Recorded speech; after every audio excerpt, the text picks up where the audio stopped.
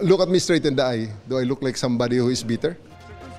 Yan ang sagot ni Police General Nicolas Torre III nang tanungin kung may sama ng loob siya sa pagkakasibak bilang hepe ng Philippine National Police.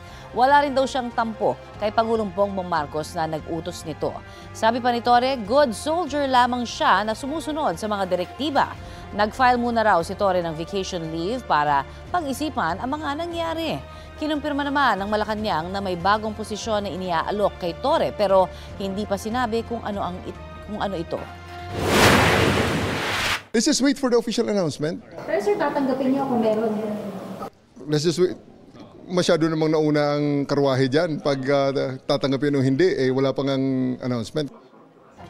Sa eksklusibong panayam ng GMA Integrated News, inamin naman ni DILG Secretary John Vic Remulla na hindi sila nagkasundo ni Torre sa ginawang balasahan sa pulisya.